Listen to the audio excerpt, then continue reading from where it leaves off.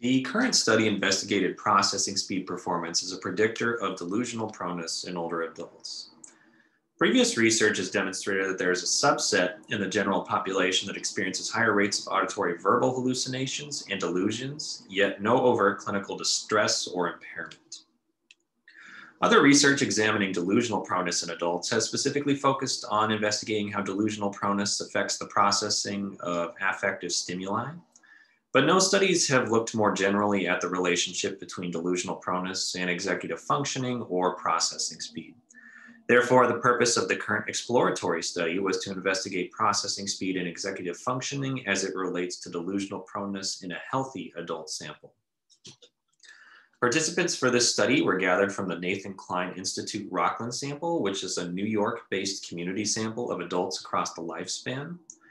Participants were included in this study if they did not endorse conditions associated with cognitive impairment or acute psychiatric symptoms being treated with psychotropic medications. Participants completed the 21-item Peters et al. Delusional Inventory, which is a measure of delusional ideation and schizotypal traits in the general population. This particular measure looks at the multidimensionality of delusions. So in addition to reporting a total score on this measure also indicates subscores pertaining to distress, preoccupation, and conviction that is associated with delusions. Participants also completed the WASI-2, which is a general intelligence test, and the Dellis-Kaplan executive functioning system. For this particular study, executive functioning and processing speed scores were obtained as composite scores from grouping particular subtests of the DCAFs. Regarding our analyses, we conducted an independent samples t-test comparing PDI scores between adults ages 18 to 49 and 50 to 85. We also conducted separate regression analyses to see if intelligence, executive functioning, or processing speed predicted PDI scores.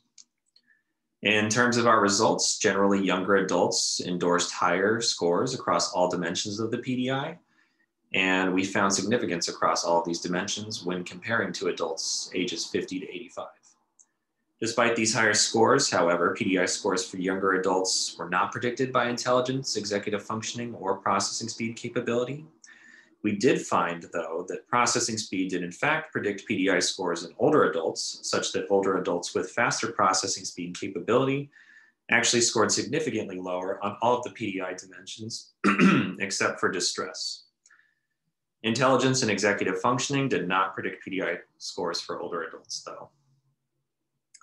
In terms of implications for this study, generally this study supports previous findings that there is a subset in the population that experiences higher rates of delusional proneness without the need for treatment. In terms of future directions, future studies should focus on utilizing more diverse research population and also incorporating measures that are more sensitive to auditory verbal hallucinations.